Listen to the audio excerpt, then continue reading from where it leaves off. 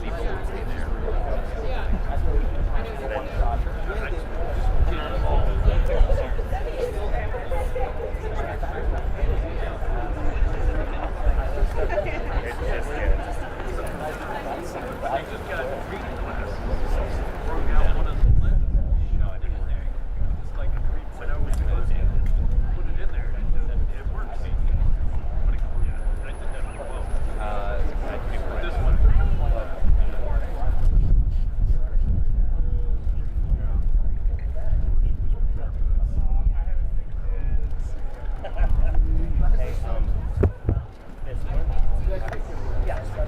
One cloud in the sky.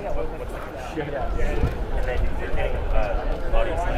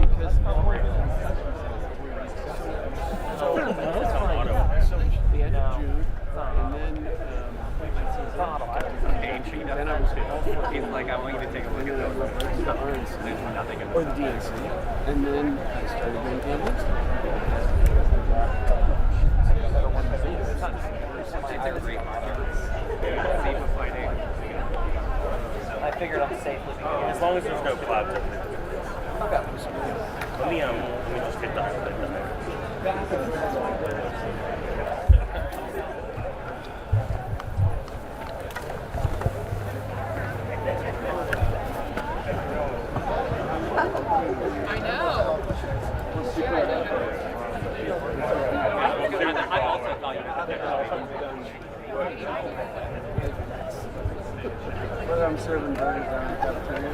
That's 62. I thought about that. Yeah, 62.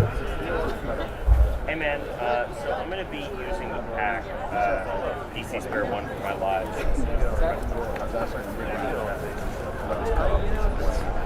And you route me the program, or I take photographs of this one. And so that's what, 6 years from now? Okay. So I don't even know what I'll have. Even if I wanted to stay, I don't really like it.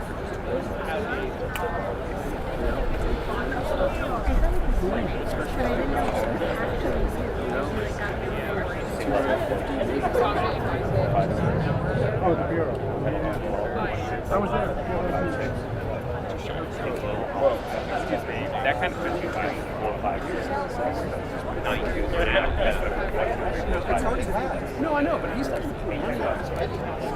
Yes,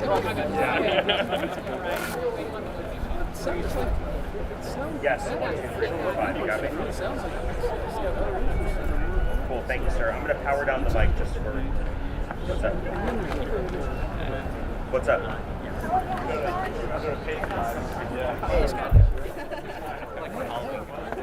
Good. Nice to meet you. Yeah. All right. I'll email you. Power down. Yeah, I was going to say, I have no idea what this is. Is everybody sitting down on this side, or is everybody over there because of the sun? I don't think The side track's usually better over there because you get that in the back. But I think Q&A time it'll be better to be over there. Plus you'll have the short mic.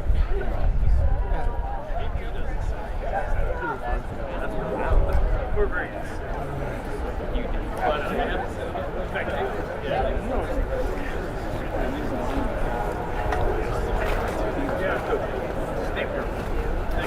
Yeah, that was cool.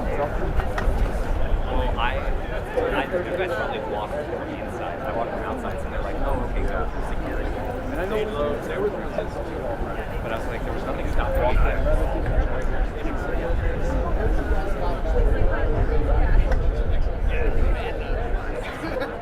I was already. You could just shoulder check.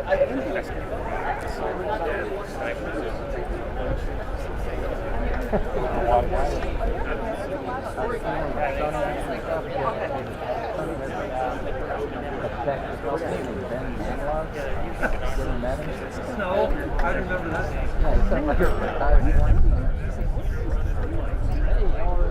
I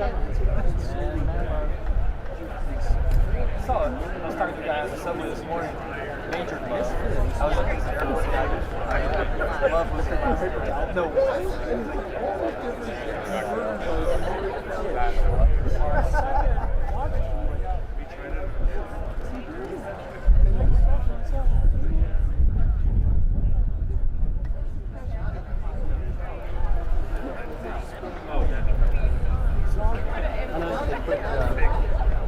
Wind speed indicators on top of some of the plant posts and stuff around here. It is. You know, for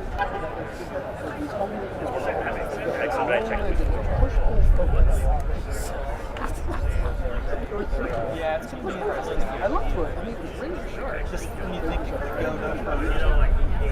no Lower. lower, further, under, over.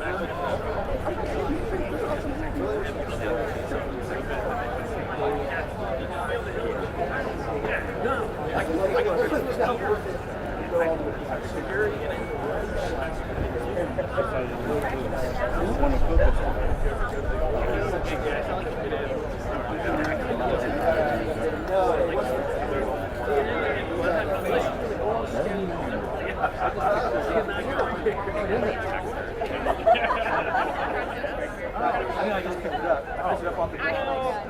We're all out.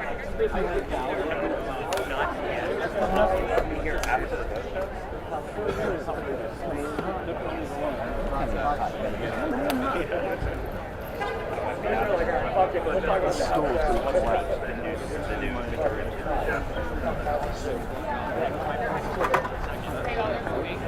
Whoa. They say 2? All right. Here, can I get in here, please? That one worked.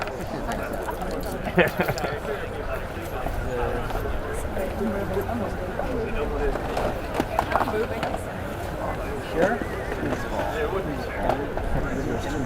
Oh, they can. It'll tell TV. They just don't want to see your photo.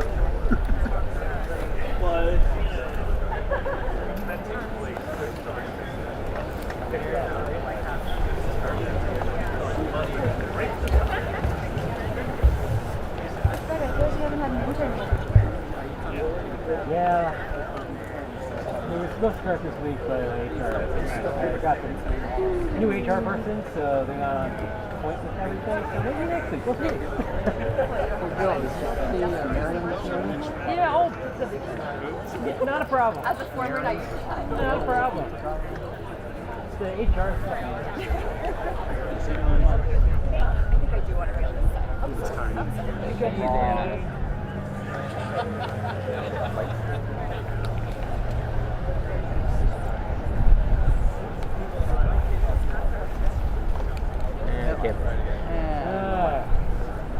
Some of the days you can just sit around and look at the light.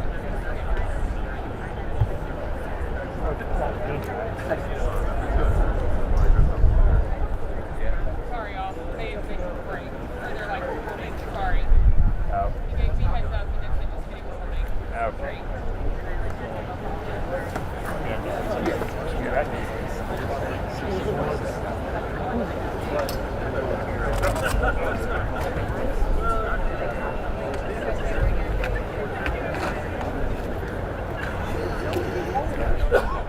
I'm out like the lions there.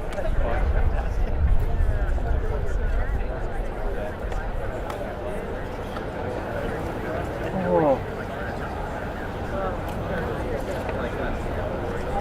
Well, Scotty, I tried to set up front with you. Thought it was a great idea. I got shown down. Oh, well, you know, when I dropped my stool, the TV cameras were up there, and I went inside. Oh, yeah. You were up there? I was gonna let you have your way, man. Peer pressure was too strong.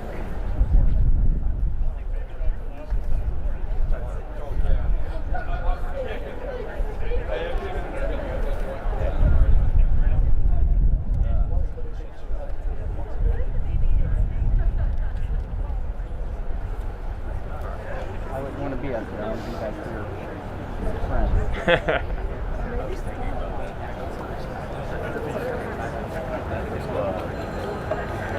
We won.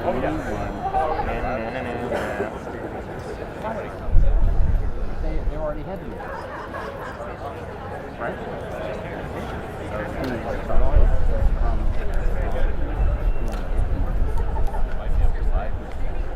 I was wondering how some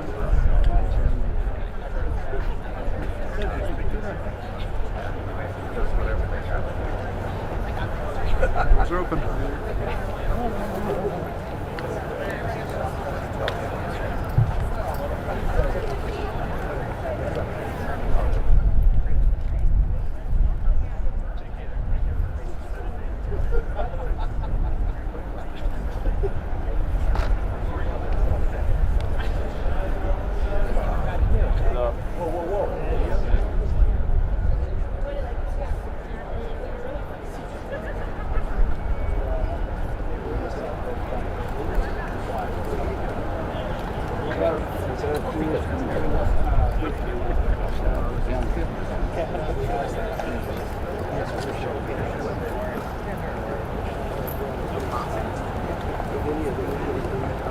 The only person who walked down the stairs without looking down is Nancy Pelosi and heels.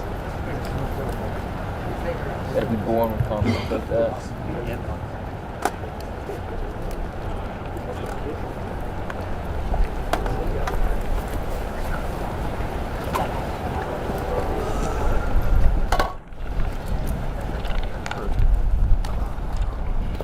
Good morning.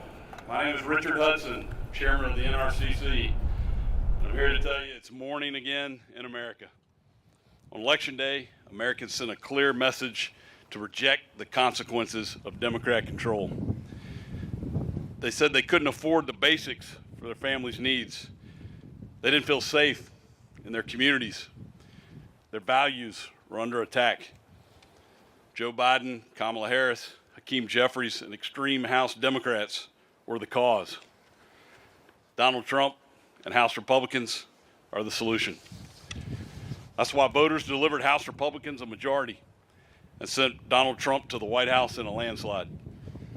I'm proud to have led the NRCC to achieve this victory. Even after Democrats spent $550 million spreading lies about House Republicans, we went on offense and flipped seats from Pennsylvania to Michigan to Colorado and beyond. The American people saw through the Democrat lies because Republicans had better candidates and a better message about what we would do to improve their daily lives. Though it was my honor to lead our successful effort to hold the House at the NRCC, I didn't do it alone. House Republicans bought into the plan. We had record member participation from across our conference, and our entire incredible leadership team worked together to make it happen.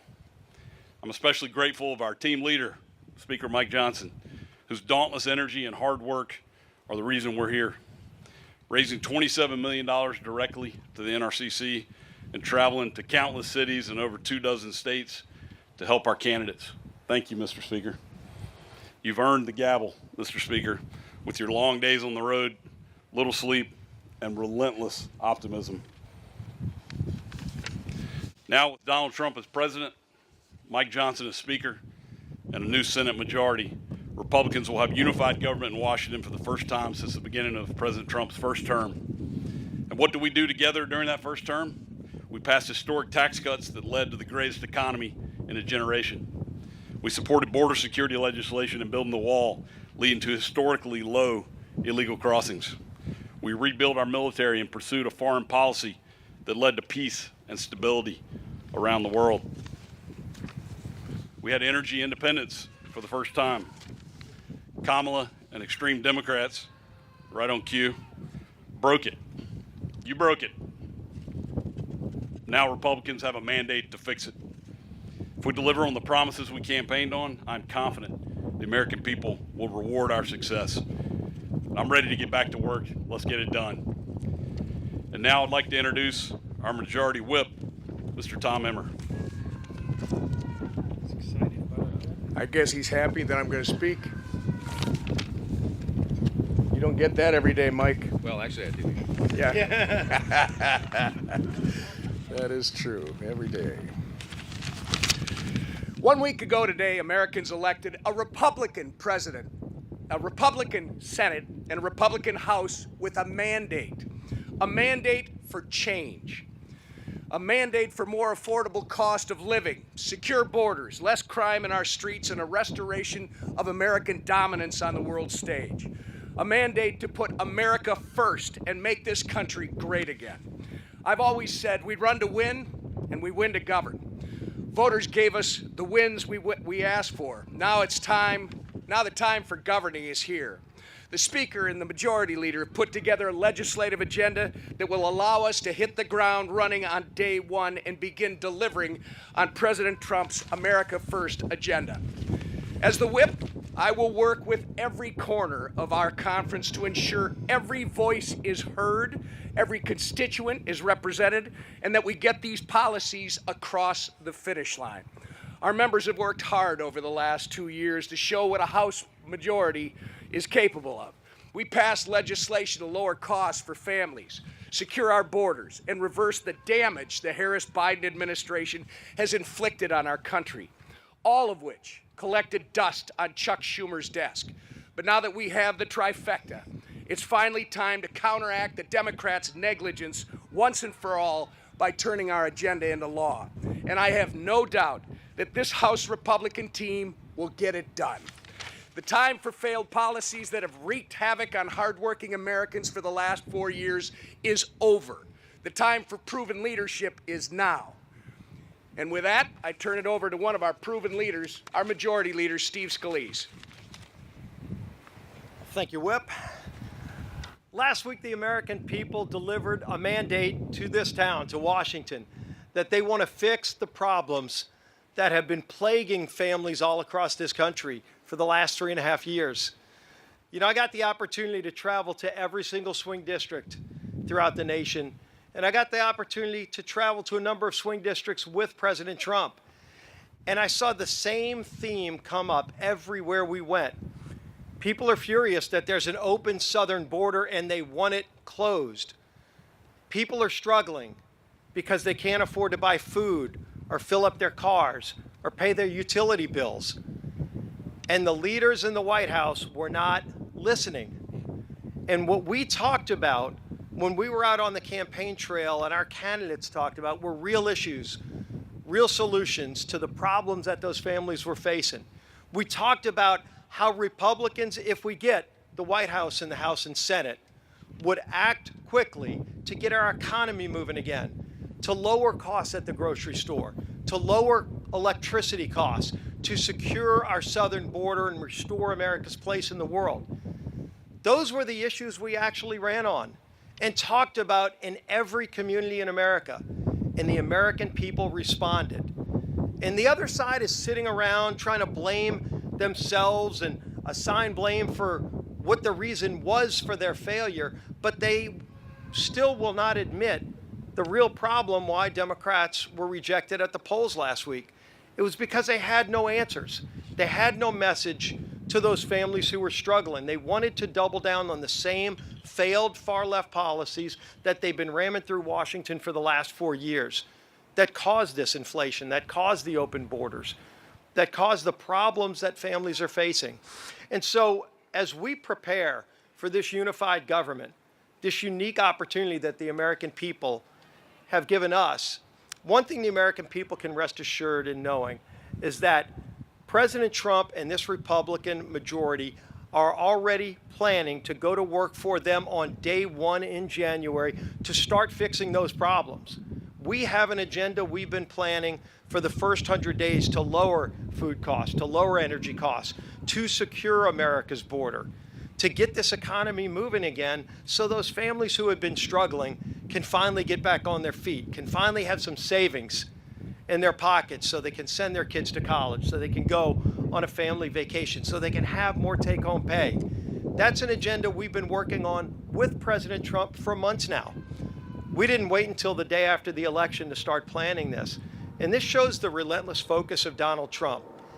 He knew that if he had won the election, this would be his last opportunity to serve as President of the United States. And there will not be a minute to waste. And you can see his resolve already and how quickly he's making really good, smart picks. I know he's already pulled a few really talented people out of the House, hopefully no more for a little while until special elections can come.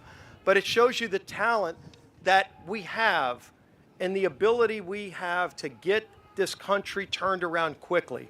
The American people are hungry for it. And they're going to find a Republican leadership ready to work for them so that they don't have to struggle any longer. And the man leading that charge, who worked as tirelessly as ever, and I know the whip and our NRCC chair, Richard Hudson, talked about this. Nobody's traveled around the globe, theoretically, more than Mike Johnson to ensure that even though some of the pundits said we couldn't hold the House, we would hold the House so that we could continue delivering those promises. Our Speaker of the House today and tomorrow, Mike Johnson. Thank you, Steve, our great majority leader. Thank you to our whip, Emmer, our NRCC chairman, Richard Hudson, all three of these gentlemen, and our whole leadership team, Elise and all the rest, Blake Moore and McLean and Palmer and everyone did everything possible to ensure that we could come to this moment. It is a beautiful morning in Washington. It is a new day in America. The sun's shining, and that's a reflection about how we all feel. This is a very, very important moment for the country, and we do not take it lightly. We did work really hard to bring this day about. The actual statistics are even harsher than you said, Richard. My team calculated, they told me last night, actually when it was all said and done, it did more than 360 campaign events in over 250 cities across 40 states. And I logged enough miles to circumnavigate the globe 5.5 times. But it was worth it. It was worth it. And we got extraordinary candidates. We flipped blue seats to red as we planned, and we kept this majority. We expect that the majority will be larger than last time. We still have a number of races outstanding, but we're very optimistic about those. And we are looking forward to governing in unified government beginning in January. It's true that on Tuesday, voters rejected what they really felt was the misery of the last 4 years. We're moving on and we're turning the page, and this is something that the American people desperately need and deserve.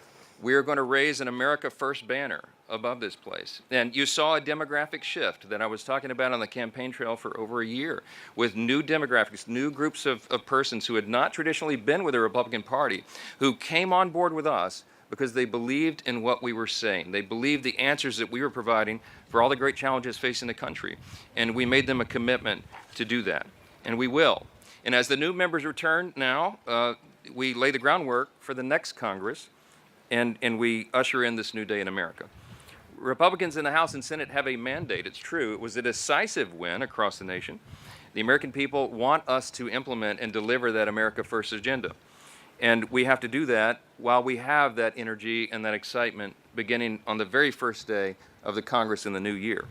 It's clear the American people do want secure borders. They want to prevent terrorists and criminals from entering the country. These things are common sense. They want and deserve lower costs for groceries and gasoline. They want us to project strength on the world stage again and not the weakness that we have projected for the last 4 years. They want an end to the wokeness and the radical gender ideology and a return to common sense in our children's classrooms and corporate boardrooms and government agencies. And we're going to ensure all that's true. This leadership will hit the ground running to deliver President Trump's agenda in the 119th Congress, and we will work closely with him and his administration to turn this country around and unleash, as he says, a new golden age in America. That's not a campaign slogan. We believe that that is true. We believe in our hearts that America's best days are ahead of us, and we're excited to deliver upon that promise. The only way we're able to work quickly is because we have unified control of the Congress, both chambers now, and the White House beginning January. And I want to congratulate all our Republican incumbents who worked so hard to ensure their re-elections and our new members who helped us to keep this House majority, especially a couple of new members that flipped districts from red to blue, people like Tom Barrett and Ryan McKenzie, Rob Bresnahan, Tim Moore, Addison McDowell, Brad Knott, Gabe Evans, from different states around the country who worked really hard to ensure that we could have Republicans return to those seats. And we have an amazing group of freshman members who are going to join our conference, the patriots who are already here and who are ready to implement this agenda on day one. Now, as we sit here this morning, we're still watching a number of races. We have races still pending in Alaska, Arizona, California, Maine, Ohio, and Oregon.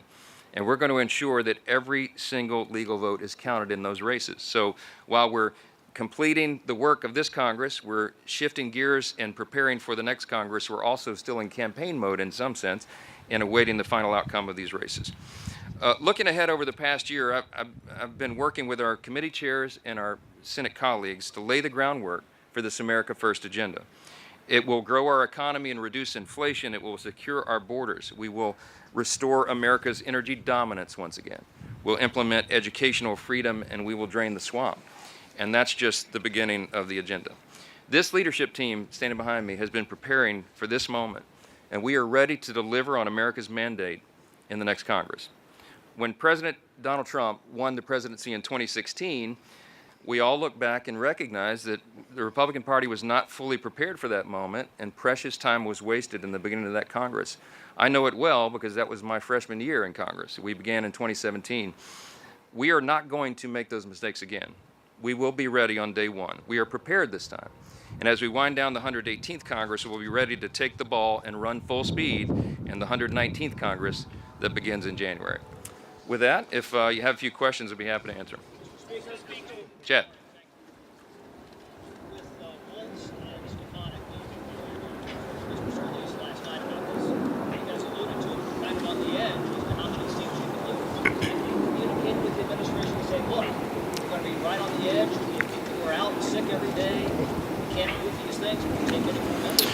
Yes, President Trump and I have talked about this multiple times a day for the last several days. We have an embarrassment of riches. We have a really talented Republican conference. We've got really competent, capable people here. Many of them could serve in really important positions in the new administration. But President Trump fully understands and appreciates the math here, and it's just a numbers game. You know, we believe we're going to have a larger majority than we had last time. It's too early to handicap it, but we're optimistic about that. But every single vote will count, because if someone gets ill or has a car accident or a late flight on their plane, that it affects the votes on the floor. So I think he and the administration are well in tune to that. I don't expect that we will have more members leaving, but I'll leave that up to him. But yes, are we talking about it? Yes, all the time, and he fully appreciates that. Let me go over here. Yes, ma'am. Yeah. Go ahead.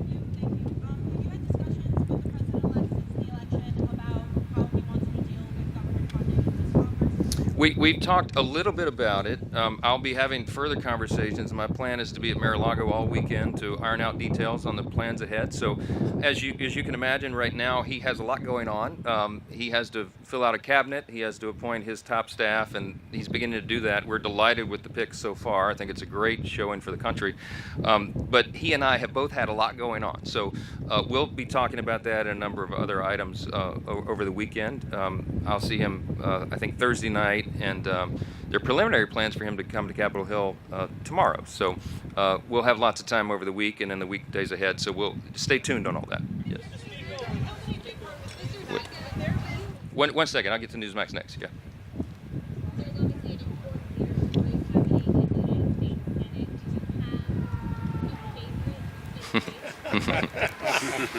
The question was, do I have a favorite in the race for Senate leader on the Republican side?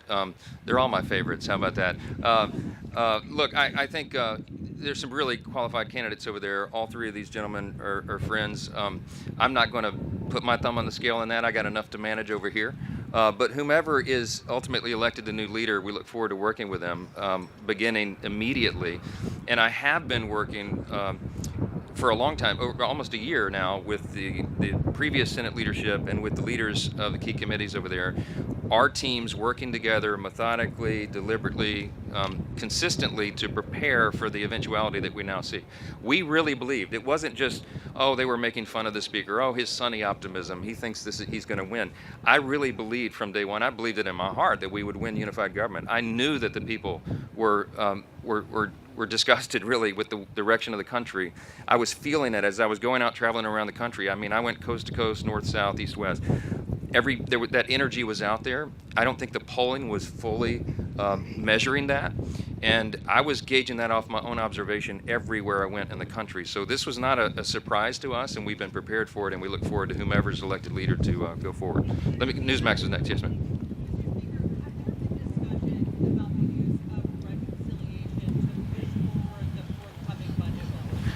Yes, we have been talking for almost a year about the use of the budget reconciliation as a method to achieving some of the desired ends. We have to fix everything. I told President Trump many times, and we've all discussed, we believe we could be the most consequential Congress of the modern era, and he the most consequential president, because we quite literally have to fix almost every metric of public policy. Everything is a mess, everything. So the budget reconciliation process is a very efficient means to solving a lot of that, everything related to the budget and spending and all the rest, regulatory reform. So we have lots of very specific plans on how to do that, and the details of that will come together over the coming weeks. Yes, ma'am.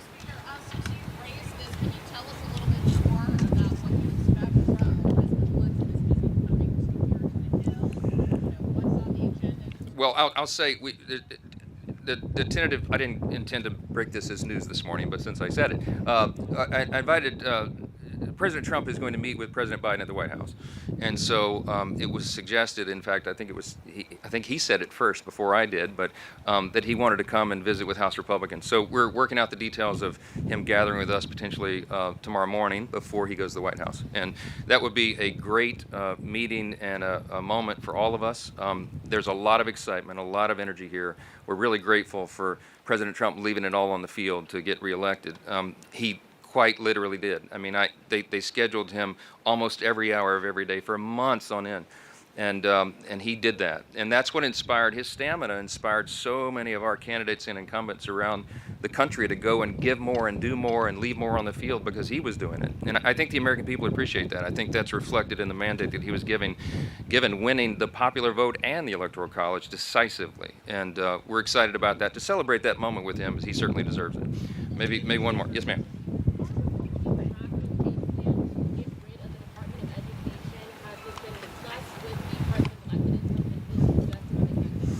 We're not going to get into any details about any specifics with regard to reforms in specific departments yet. There's lots of ideas on the table, but we've got to work together, build consensus, work in coordination with the Trump administration on the order of the reforms and how we do it. So I'm not yet ready to give you details on that, but you can stay tuned. Maybe one more. Yes, sir. What's your assessment of the impact that non-citizens had on this election? Well, look, the the mantra and what we said at the rallies and what President Trump was apt to say all the time is we had to make it too big to rig, and we did. Look, we know for a fact, it is a fact, that non-citizens voted in some places around the country because they were signing up to vote and they were defying federal law, but the states were not enforcing the requirement that there be proof of citizenship before they sign up. So I am grateful to tell you, and I said this on the campaign trail for a year, that I had confidence that because of the chaos that was related to the 2020 election, most of the states got busy. To their credit, the legislatures in the states got busy and passed legislation to shore up their systems in states around the country. I mean, there were hundreds of pieces of legislation that were passed, duly enacted, signed into law by the governors that shored up those systems and made sure they would be more secure. There were a few states we were still concerned about, but I'll tell you, because of the attention that was given to it, you had eyes on those elections very closely. You had lawyers ready and prepared to run and file injunctions in district courts when necessary, and they did. You had poll watchers and precinct captains, and some of those are still working right now. There'll be recounts in a couple of these races. They'll be very closely monitored. I'm happy to report to you that because of all the emphasis we placed on that, and because of all the attention the American people put on it, that I think we were able to limit to a high degree the amount of fraud and irregularity and many of the things that concerned all Americans after 2020. So that's a good sign. It's another hopeful reason, another thing to celebrate about our new day in America. So thank you all for being here this morning. We're really grateful to get to work, and that starts right now. Thank you.